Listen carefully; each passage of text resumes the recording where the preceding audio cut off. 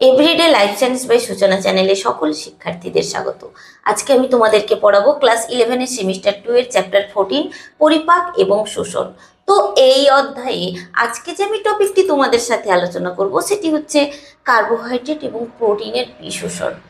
তো দেখো, আমরা যে খাদ্য গ্রহণ করি সেই গৃহীত খাদ্যের প্রথম ঘটে পরিপাক বা ডাইজেশন, তাই তো? সেই পরিপাক হওয়ার পর সেই খাদ্যটা কিসে পরিণত হয়? তরল এবং সরল খাদ্য উপাদানে পরিণত হয়, যেটা শোষণযোগ্য। তো এই তরল এবং সরল খাদ্য উপাদানের এরপর ঘটে বিশোষণ বা অ্যাবসর্পশন, তাই তো? তো এই যে বিশোষণ ঘটলো, সেই বিশোষণ কোথায় ঘটে, কিভাবে ঘটে?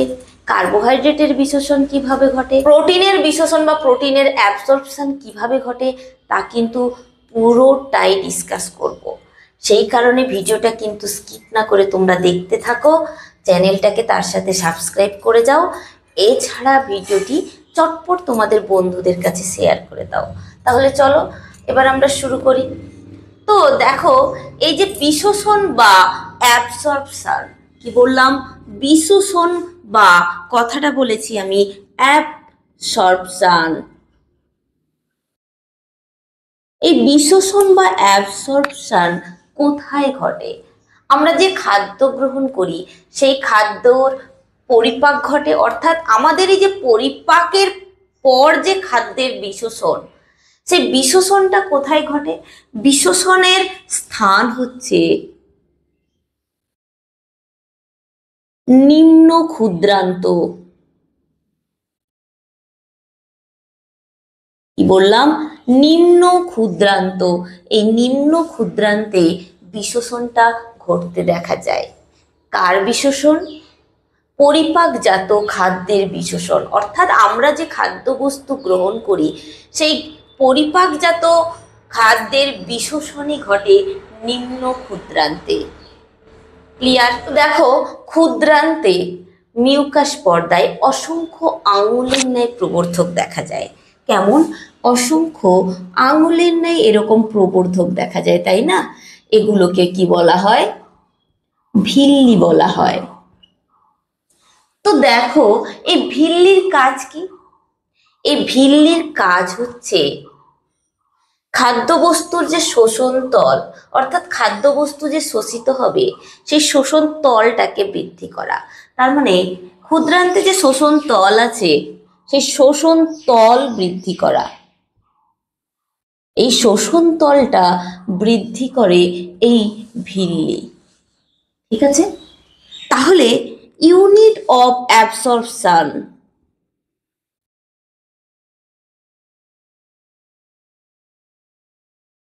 ইউনিট অফ অ্যাবসর্পশন বা আমরা বাংলায় বলে দিতে পারি বিশোষণের একক।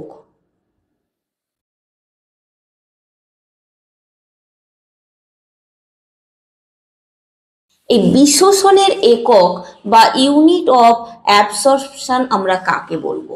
বিশোষণের একক বা ইউনিট অফ অ্যাবসর্পশন আমরা বলবো ভিলাসকে। কাকে বলবো? ভিলাসকে। এই ভিলাসকে আমরা বলবো ইউনিট অফ অ্যাবসর্পশন। এই ভিলাসকে আমরা বলবো ইউনিট অফ অ্যাবসর্পশন বা বিশোষণের একক।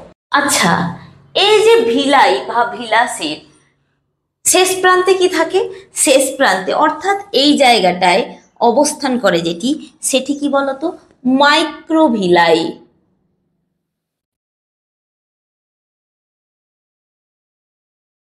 আচ্ছা, এই মাইক্রোভিলাইয়ের কাজ কি?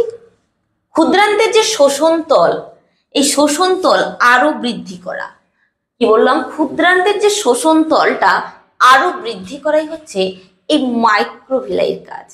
তাহলে দেখো, এই যে অ্যাবসর্পশনের যে পুরো ব্যাপারটা সেটা বুঝতে পেরেছো। তার মানে অ্যাবসর্পশন কোথায় ঘটে, অ্যাবসর্পশনের একক কি, এগুলো পুরোটা বোঝাতে পেরেছি। এরপরে আমরা আসল পয়েন্টে প্রবেশ করব, সেটি হচ্ছে কার্বোহাইড্রেটের বিশোষণ বা যাকে আমরা লিখতে পারি অ্যাবসর্পশন অফ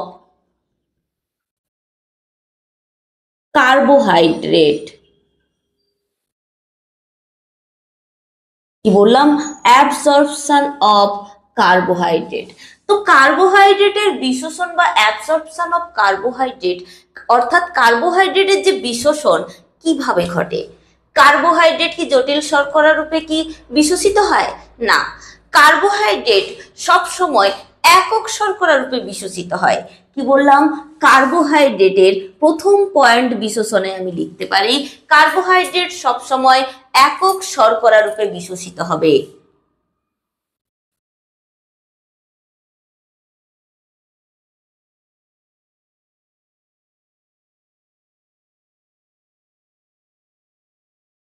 কার্বোহাইড্রেট একক শর্করা রূপে সবসময় বিশোষিত হয়। বুঝতে পেরেছ? তাহলে একক শর্করা কি কি হতে পারে? একক শর্করা আমরা বলতে পারি গ্লুকোজ, ফ্রুক্টোজ, গ্যালাক্টোজ, ল্যাভোলোজ, ম্যানোজ, জাইলোজ, অ্যালবিনোজ, এগুলোকে আমরা একক শর্করা বলতে পারি, তাই তো? তাহলে এই যে কার্বোহাইড্রেটের বিশোষণ বা অ্যাবসর্পশনটা দুটি পদ্ধতির মাধ্যমে সম্পন্ন হয়। কি কি পদ্ধতি? সেই দুটি পদ্ধতি হচ্ছে কি বলতো? সোডিয়াম মনোস্যাকারাইড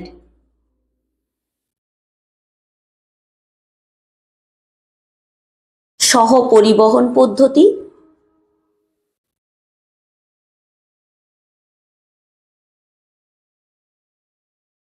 দ্বিতীয়টি হচ্ছে সোডিয়াম নির্ভরবিহীন সহায়ক ব্যাপন।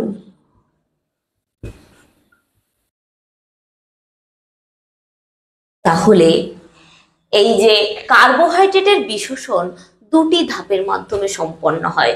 প্রথম ধাপটি হচ্ছে সোডিয়াম মনোস্যাকারাইড সহ পরিবহন পদ্ধতি, দ্বিতীয়টি হচ্ছে সোডিয়াম নির্ভরবিহীন সহায়ক ব্যাপন। তো প্রথম পয়েন্টে আসছি, সোডিয়াম মনোস্যাকারাইড সহ পরিবহন পদ্ধতিতে। দেখো, এই সোডিয়াম মনোস্যাকারাইড সহ পরিবহন পদ্ধতি যার মাধ্যমে সম্পন্ন হয়, অর্থাৎ এই পরিবহন পদ্ধতিতে প্রধানত ডি গ্লুকোজের বিশোষণ ঘটে।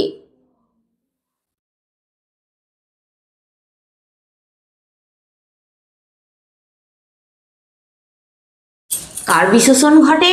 বিশোষণ ঘটে ডি গ্লুকোজের। ক্লিয়ার? এছাড়াও ডি গ্যালাক্টোজের কিছুটা বিশোষণ ঘটে বা ডি গ্যালাক্টোজ কিছুটা বিশোষিত হয়।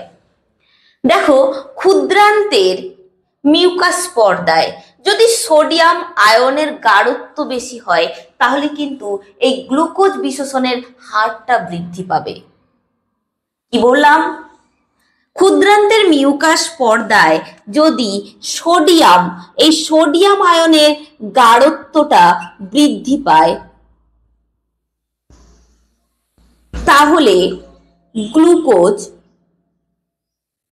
বিশোষণের হার বৃদ্ধি পাবে। তাহলে কি হবে? গ্লুকোজ বিশোষণের হার বৃদ্ধি পাবে। আবার দেখো, যদি এই সোডিয়াম আয়নের গাঢ়ত্ব যদি হ্রাস পায় তাহলে কি ঘটবে? এই যে গ্লুকোজ, এই গ্লুকোজ বিশোষণের হার কিন্তু হ্রাস পাবে। বুঝতে পেরেছো? তো দেখো, এই যে সোডিয়াম এবং গ্লুকোজ, কি কি বললাম? দুটো কথা বললাম। একটি হচ্ছে সোডিয়াম এবং অপরটি আমি বলেছি, কি বলেছি? গ্লুকোজ। একটি বলেছি সোডিয়াম এবং অপরটি বলেছি গ্লুকোজ। এই দুটো কিন্তু একই সাথে বাহক প্রোটিন, একটি বাহক প্রোটিনের মাধ্যমে আবরণী কলায় প্রবেশ করে। কি করে? একটি বাহক প্রোটিনের মাধ্যমে আবরণী কলায় প্রবেশ করে। কোথায় প্রবেশ করে? আবরণী কলা। এই আবরণী কলায় প্রবেশ করে বাহক প্রোটিনের মাধ্যমে। এই বাহক প্রোটিনটাকে কি বলা হয়? বাহক প্রোটিনের মাধ্যমে প্রবেশ করে, তাই না? এই বাহক প্রোটিনটিকে কি বলা হয়? বাহক প্রোটিনকে বলা হয় কি বলতো? সিম্পোর্টস। কি বলা হয়? সিম্পোর্টস বলা হয়। কি বলা হয়? সিম্পোর্টস বলা হয় এই বাহক প্রোটিনটিকে।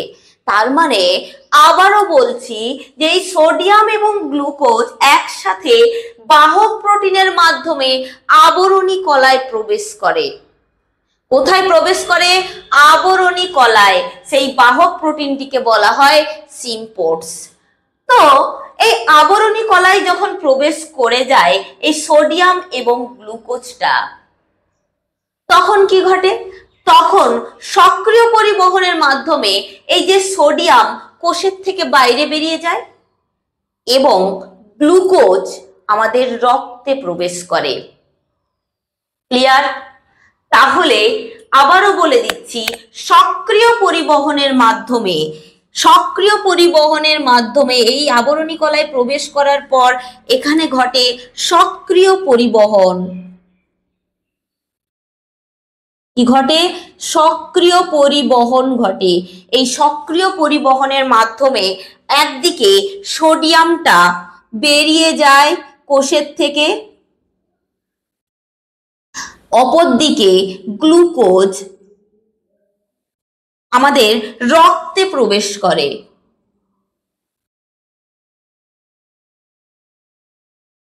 কি করে? রক্তে প্রবেশ করে। বুঝতে পেরেছো? সোডিয়াম কোষের থেকে বাইরে নির্গত হয় এবং গ্লুকোজ রক্তে প্রবেশ করে। তো এই যে সোডিয়াম মনোস্যাকারাইড সহ পরিবহন পদ্ধতির প্রতিবন্ধক রয়েছে বা প্রতিরোধক তো রয়েছে, সেই প্রতিরোধকটা কি? এই যে সোডিয়াম মনোস্যাকারাইড সহ পরিবহন যে এই যে পদ্ধতি, এই পদ্ধতির যে প্রতিরোধক, এই প্রতিরোধকের নাম কি বলতো? এই প্রতিরোধকের নামই হচ্ছে, প্রতিরোধকের নাম কি? প্রতিরোধকের নাম হচ্ছে ফ্লোরিজেন।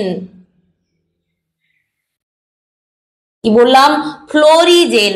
তাহলে একটা সহজ কথাই মনে রাখো যে সোডিয়াম মনোস্যাকারাইড সহ পরিবহন পদ্ধতিটা তো বুঝতে পেরেছো। তাহলে প্রতিরোধক আছে, নিশ্চয়ই এই পদ্ধতিটা সবসময় চলতে থাকবে না, একটা নির্দিষ্ট সময়ের পরে এটা স্টপ হবে। তাই সেটা স্টপ করে বা বন্ধ করে যে প্রতিরোধক, সেই প্রতিরোধকটার নামই হচ্ছে ফ্লোরিজেন। এটি একটি গুরুত্বপূর্ণ পয়েন্ট। ক্লিয়ার? এরপর দ্বিতীয় যে ধাপটিতে আসছি সেটি হচ্ছে সোডিয়াম নির্ভরবিহীন সহায়ক ব্যাপন। তো দেখো, সোডিয়াম নির্ভরবিহীন যে সহায়ক ব্যাপন সেটি কার মাধ্যমে সম্পন্ন হয়? অর্থাৎ সোডিয়াম নির্ভরবিহীন সহায়ক ব্যাপন পদ্ধতিতে বিশ্বসিত হয় প্রধানত, কি বিশ্বসিত হয়? D fructose. কি বিশ্বসিত হয়? ডি ফ্রুক্টোজ প্রধানত বিশ্বসিত হয় এই সোডিয়াম নির্ভরবিহীন সহায়ক ব্যাপনে। ঠিক আছে? তো কিভাবে বিশ্বসিত হয়? এই ডি ফ্রুক্টোজটা নিষ্ক্রিয় পরিবহনের মাধ্যমে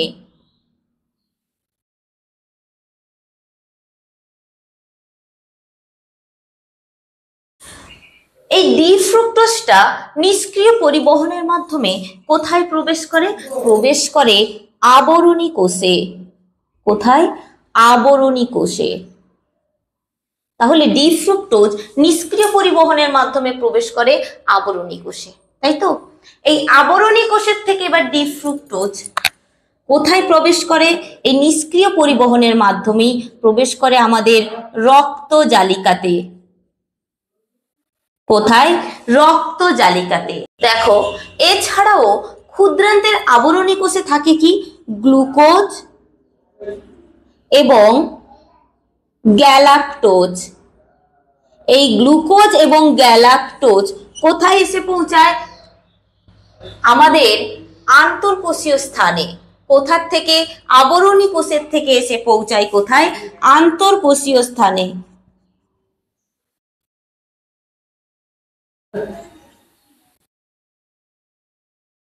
সেখান থেকে এসে পৌঁছায় কোথায়? সেখান থেকে আমাদের রক্ত জালিকায় প্রবেশ করে। সেখান থেকে কোথায় প্রবেশ করে? রক্ত জালিকায়। তাহলে দেখো, এই যে সোডিয়াম নির্ভরবিহীন সহায়ক ব্যাপনের যে পুরো প্রসেসটা বোঝাতে পেরেছি। তাহলে কার্বোহাইড্রেটের যে বিশোষণ বা অ্যাবসর্পশন কিন্তু এখানেই কমপ্লিট করছি। এরপর যে পয়েন্টটিতে আসছি সেটি হচ্ছে প্রোটিনের বিশোষণ, বা আমরা লিখতে পারি অ্যাবসর্পশন অফ প্রোটিন। কি বললাম? Absorption of protein. আচ্ছা, এই যে কার্বোহাইড্রেটের বিশোষণ পড়ালাম আগে, প্রোটিনের বিশোষণ, এগুলো বিশ্বসিত হয় কার মাধ্যমে?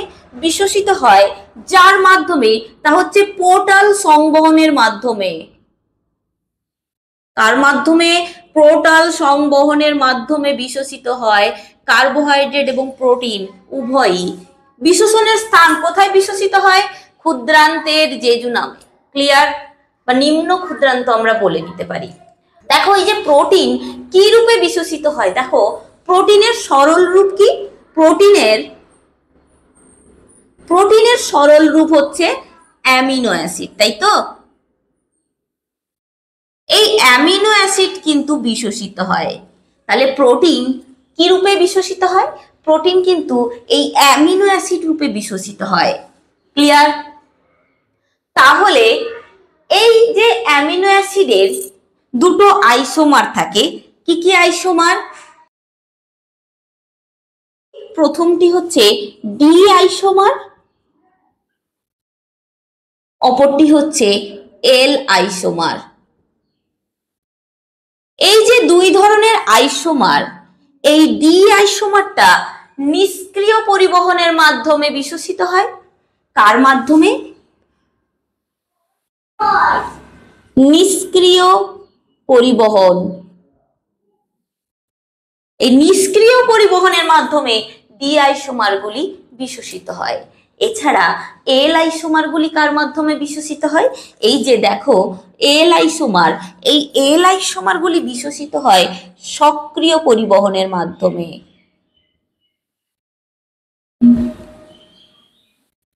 সক্রিয় পরিবহনের মাধ্যমে বিশ্বসিত হয়। তো দেখো এই যে প্রোটিনের বিশ্বসন ঘটে অ্যামিনো অ্যাসিড রূপে, তো এতে সাহায্য করে কোন কোন আয়ন? এতে সাহায্য করে, সব থেকে গুরুত্বপূর্ণ পয়েন্ট, প্রোটিন বিশ্বসনে সাহায্য করে ভিটামিন B6 এবং ম্যাঙ্গানিজ। কি বললাম? ভিটামিন B6 এবং ম্যাঙ্গানিজ এই প্রোটিনের বিশ্বসনে বিশেষ ভূমিকা পালন করে। তাহলে প্রোটিনের বিশ্বসনটা কিভাবে ঘটে? প্রোটিনের সরল রূপই হচ্ছে অ্যামিনো অ্যাসিড, এই অ্যামিনো অ্যাসিড রূপেই প্রোটিনের বিশ্বসন ঘটে। তো এই অ্যামিনো অ্যাসিডের ডি আইসোমারগুলি নিষ্ক্রিয় পরিবহনের মাধ্যমে বিশ্বসিত হয় এবং এল আইসোমারগুলি সক্রিয় পরিবহনের মাধ্যমে বিশ্বসিত হয়।